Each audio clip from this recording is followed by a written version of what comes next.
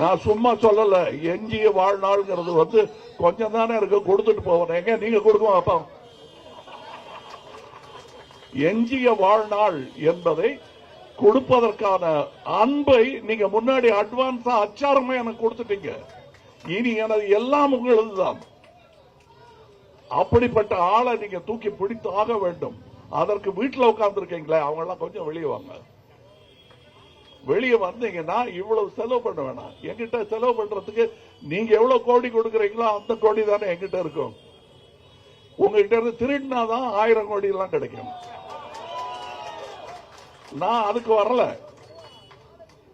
வரல. ஆனால் ஒன்று சொல்வேன், என்னுடைய அரசியல் பயணம் என்பது ஆரம்பித்து விட்டது. அதுல எந்த மாற்றமும் கிடையாது. தொடர்ந்து அழுத்தமாக நடைபோட்டுக் கொண்டே இருப்பேன். இந்த அரசியல் வேறு. நீங்க வந்து எங்களுக்கு சைட்ல இருந்து பிரஷர் வருது, பியர் பிரஷர் என்று ஆங்கிலத்தில் சொல்வார்கள். எங்க சக அரசியல்வாதிகள் எல்லாம் கேட்கிற கேள்விகளுக்கு இங்க பதில் சொல்ல முடியல. நான் சொல்றேன், நீங்கள் சக அரசியல்வாதி என்று நினைப்பவர்கள் அரசியல் சம்பந்தப்பட்டவர்களே அல்ல, வியாபாரிகள் அவர்கள். அவங்கள பார்த்து ஆசைப்படாதீங்க. நீங்க இது வேறு அரசியல். இந்த அரசியல்ல வந்து கொடுத்தா என்ன கிடைக்குங்கிற வியாபார வர்த்தகம் கிடையாது. ஏற்கனவே பெற்று விட்டேன், பெற்றதற்கான வட்டியை நான் செலுத்துகிறேன் என்று நினைத்தால்தான் இந்த இடத்துல அரசியலுக்கு வர முடியும். அப்படின்னா இதுல ஒன்னும் தேராதா? தேரும். நாளைய சமுதாயத்துக்கு தேரும். உனக்கு வேணும்னு வந்தேன்னா உனக்கு அவங்களுக்கு வித்தியாசம் கிடையாது. ஆக இந்த கொள்ளை கூட்டத்தில் நாமளும் தீவெட்டி பிடிச்சிட்டு போறதுக்கு ஆசைப்படாதீங்க. இதை மாற்றுவதற்காக வந்தவர்கள் நாம். கஷ்டமான வேலை தான். இதில் அவமானங்கள் நிறைய படத்தான் வேண்டி வரும். இன்றைக்கு முக்கியமாக தேசத்தின் குடி உரிமைங்கிற விஷயமே ஆட்டம் கண்டிருக்கும் பொழுது கட்சி வரைகோடுகள் இவையெல்லாம் இரண்டாம் பட்சம். தேசம்தான் முதல். ஒரு ஆர்டர்ல பார்த்தோம்னா எது முதல்ல, எது இரண்டாவது, எது மூணாவதுன்னு பார்த்தோம்னா முதல்ல தேசம், பிற்பாடு என் தமிழ்நாடு, பிற்பாடுதான் மொழி. நம்ம இதுல கன்ஃபியூஸ் ஆயிட்டோம்னா மொழியை பேசிட்டு இருந்தோம்னா அதை காட்டி அல்வா கொடுக்கிற மாதிரி அதை காட்டி பாக்கி ரெண்டையும் கழிச்சிருவாங்க. இன்னைக்கு விவசாயிகளுக்கு வந்து தமிழகம் செய்திருக்கக்கூடிய விஷயத்தில் ஒரு 10% கூட அந்த ஒன்றியம் செய்யவில்லை.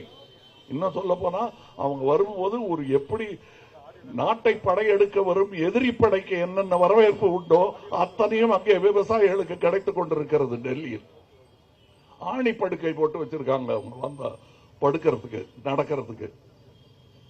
அதே நேரத்தில் இங்கே நாம் விவசாயிகளை மதித்துக் கொண்டிருக்கிறோம். இந்த வித்தியாசம் தெள்ள தெளிவாக அண்ணா காலத்திலிருந்து தெரிந்து கொண்டே இருக்கிறது. அண்ணா அவர்கள் சொன்னார்கள், நாங்கள் எங்கள் கோரிக்கையை பின்வாங்குகிறோம், ஆனால் அதற்கான காரணம் இன்னும் அப்படியே இருக்கிறது என்று. அவர் சொன்ன அந்த காரணம் இன்னும் அப்படியே இருக்கிறது.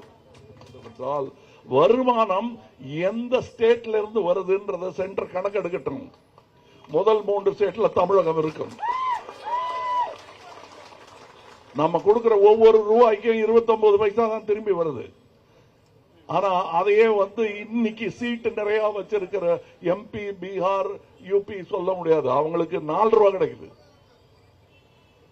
இந்த அண்ணன் தம்பி சண்டை போட்டுக்கிட்டு இருக்க வேணாம். அங்க பீகார்ல இருக்கிறவனு என் தம்பி தான், நல்லா இருக்கட்டும். ஆனா எனக்கா என் சிற்றுண்டி தான் அவனுக்கு ஸ்நாக்னு இருக்கக்கூடாது. ஓஞ்ச நேரத்தில் ஒரு மாதிரி வாய் நமனமான்னு இருக்க, என்ன பண்ணலாம்னா அதை அடுத்தவன் சாப்பாட்டை எடுத்து சாப்பிட வேண்டியதான் இருக்கக்கூடாது. எல்லாருக்கும் சமமான உரிமை இருக்க வேண்டும். நாடே அப்படித்தான் இருக்கின்றோம். நான் ஒன்னே ஒன்று சொல்லுகிறேன், இந்த ஏழ்மைன்னு சொல்லிட்டு இருக்கோமே, அந்த ஏழ்மை நிரந்தர நிலைமை அல்ல. நீங்கள் நினைத்தால் மாற்றக்கூடிய ஒன்று. மீண்டும் மீண்டும் அதில் உழந்து கொண்டிருக்கிறீர்கள். ஒரு ஓட்டுக்கு 5000 ரூபாய் கொடுத்தா வாங்கிடலான்னு வாங்குறதுக்கு தெரியுமா? நீங்கள் இழப்பது 50 லட்சம் ரூபாய். நீங்க அவங்க வந்து உங்களுக்கு கொடுக்கறது அட்வான்ஸ், வட்டியோட அதை வசூலிக்கத்தான் போறாங்க. அதனாலதான் ஓட்டு காசு வாங்காதீங்கன்னு சொல்றேனே தவிர, அப்ப நீங்க கொடுப்பீங்களா? நான் கொடுப்பேன். எப்ப கொடுப்பேன்? நான் செத்ததுக்கு பிறகு உங்களுக்கு வந்து சேரும் இன்சூரன்ஸ். அதுக்காகத்தான் நான் பாடுபட்டு இருக்கேன் இன்னைக்கு. அதுக்காகத்தான் நீங்களும் பாடுபட வேண்டும்.